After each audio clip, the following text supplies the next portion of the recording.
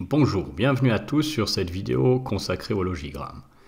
Le but c'est de vous montrer comment on pourra utiliser les logigrammes et les algorithmes pour résoudre des problèmes complexes que vous rencontrerez dans ce cours de Math 1, métaux et alliage. Pour commencer, voici un exemple de logigramme qu'on va utiliser d'ici la fin du cours. Donc il s'agit en fait d'une norme d'aptitude au service qui permet d'évaluer si des défauts contenus dans des pièces vont avoir un impact sur la durée de vie de celle-ci. Donc vous voyez quelque chose d'assez complexe, avec des flèches, des questions auxquelles il faut répondre par oui ou par non, mais ce qui implique quand même beaucoup de calculs dans la plupart du temps, et puis des choses qui ont à voir avec les propriétés des matériaux.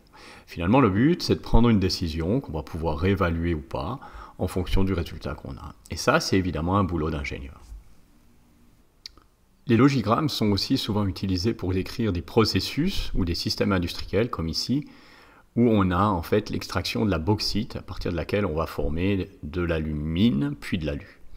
Donc vous voyez, c'est un processus complexe, avec beaucoup de réservoirs, beaucoup d'échangeurs chimiques, et évidemment, c'est le genre de processus que, en tant qu'ingénieur en système industriel, vous devez pouvoir comprendre, et peut-être même sur lesquels vous allez travailler par la suite quand vous serez ingénieur.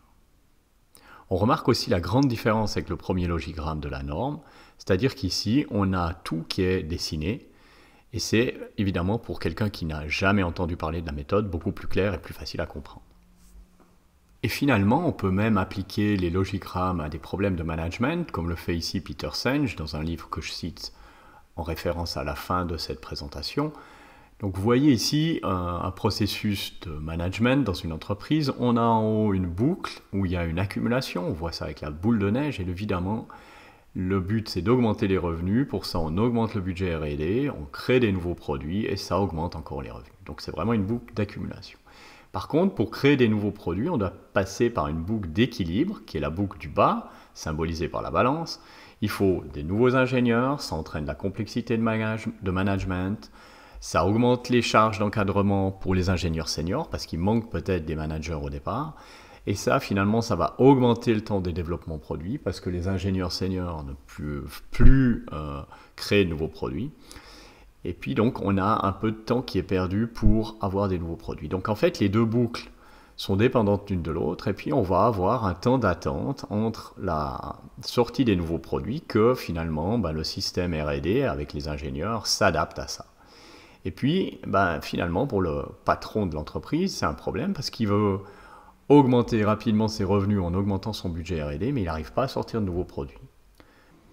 Donc c'est un exemple d'utilisation de logigrammes pour décrire des process socio-économiques ou sociétaux. Et on voit donc que finalement, ce qui se passe dans la vie réelle peut aussi être représenté parfois sous la forme de systèmes. Les logigrammes sont donc un des outils de la pensée computationnelle qui a été défini par Janet Wing, la vice-présidente de Microsoft, comme un procédé cognitif impliqué dans la formulation et la résolution d'un problème, de manière à ce qu'un ordinateur, et là c'est important, humain ou machine, puisse mettre en œuvre sa ou ses solutions de manière efficace. Finalement, cette définition, elle est équivalente à ce qu'on pourrait attendre d'un ingénieur qui est de formuler et de résoudre un problème. L'avantage, c'est qu'on va le faire en décrivant les tâches les unes après les autres et les liens entre ces différentes tâches.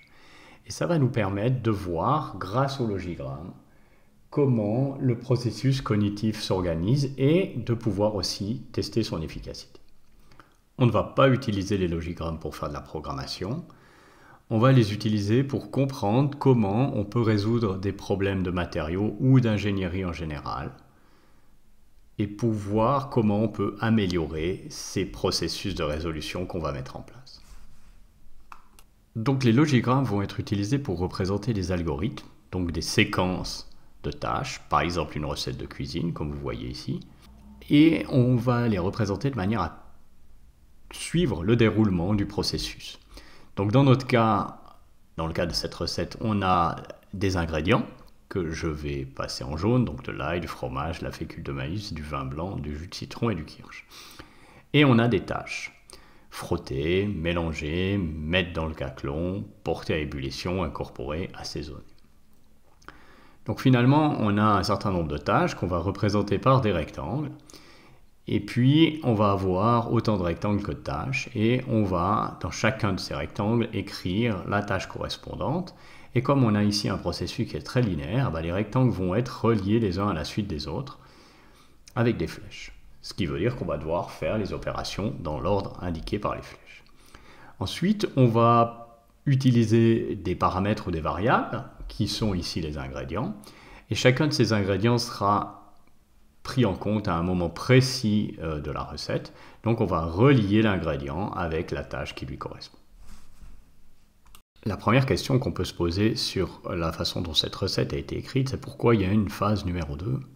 Et en fait, quand on la lit, on découvre qu'il s'agit de voir comment on mange la fondue. Et nous, on suppose qu'on connaît ça, donc on va procéder à cette tâche de manière automatique et on ne va pas l'écrire. Par contre, on voit aussi un autre détail. On a finalement un troisième paragraphe avec un si. Et ça correspond à un test. Et un test, on va toujours le mettre dans un losange. Et en fait, dans ce cas-là, il s'agit de savoir est-ce qu'il y a des enfants à table ou pas. Et vous notez que s'il n'y a pas d'enfants, on peut utiliser la recette de base, et sinon on doit remplacer le kirsch par autre chose, par exemple par du jus de pomme. Et ça, c'est un petit peu perturbant, parce que la façon dont la recette est écrite, vous tombez sur ce paragraphe à la fin. Et en fait, c'est une question qu'il faut vous poser au début, parce que si vous ne la posez pas, vous risquez d'avoir un problème, parce que vous devez recommencer votre recette une fois que vous êtes arrivé à la fin. Dans sa définition, Janet Wing parle de programmer des machines. Et ici, vous voyez une machine qui est en fait une SLM, donc une imprimante laser à fusion sélective, qui procède par étapes. La première étape, vous venez de la voir, il s'agit de mettre un lit de poudre sur la table.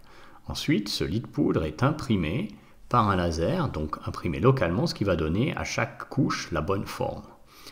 Donc c'est un processus assez répétitif avec deux phases principales, l'étalement d'une couche et l'impression de la couche. Et puis, c'est un processus qui fait aussi une boucle. Et en fait, on pourrait le dessiner comme ceci avec deux cases et une boucle entre les deux.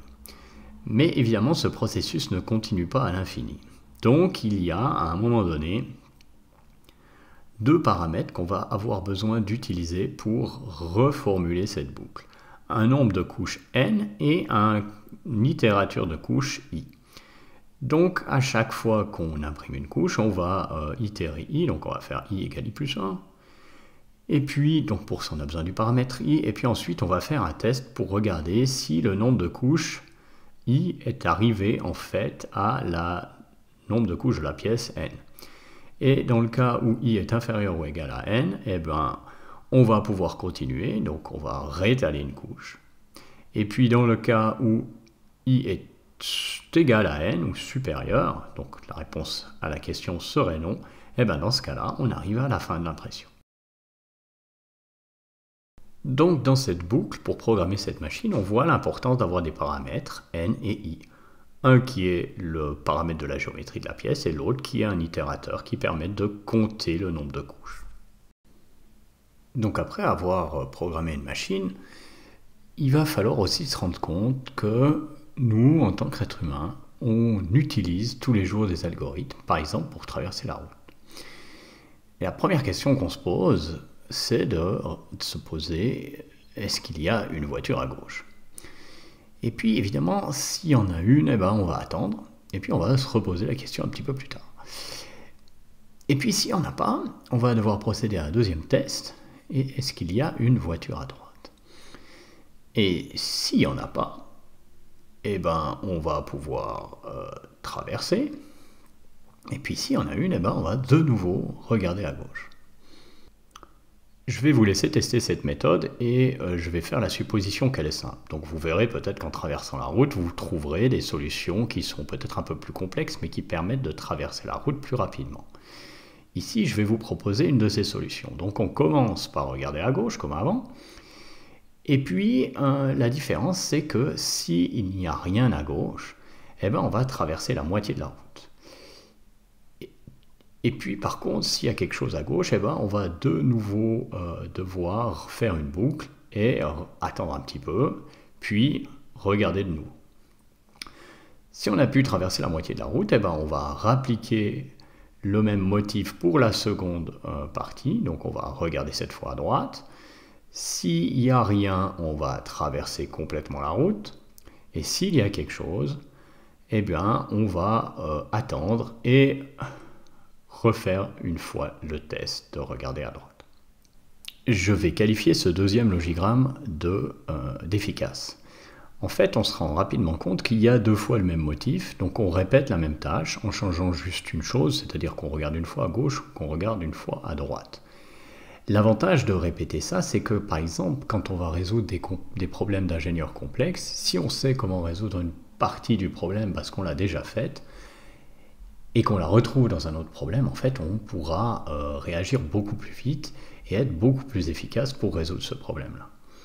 Si on zoome sur le test « Y a-t-il une voiture à gauche ?», on se rend compte qu'en fait, on réalise de manière automatique une tâche qui est très complexe, qui est en fait de se poser la question si le temps qu'on va utiliser pour traverser la route est inférieur à la distance de la voiture divisé par la vitesse de la voiture, qui est le temps en fait que la voiture va mettre pour arriver jusqu'à nous, moins le temps qu'on a besoin pour faire ce calcul-là. Donc c'est un processus complexe qu'on réalise de manière automatique. Et en fait, vous êtes des experts pour traverser les routes.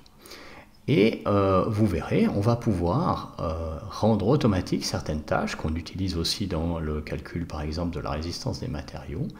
Et ça va vous permettre de devenir petit à petit des experts de l'ingénierie des matériaux. Donc en résumé, pour construire des logigrammes, on va utiliser différents symboles. Un rond pour les paramètres et les variables, un carré pour les tâches qu'il va falloir réaliser ou les actions, un losange pour les tests, avec une porte oui et une porte non, si le test est réussi ou non, et des flèches qui vont relier les différents éléments ensemble. Voilà, merci beaucoup d'avoir visionné cette première vidéo du cours Math 1 sur les métaux et les alliages, et à la prochaine.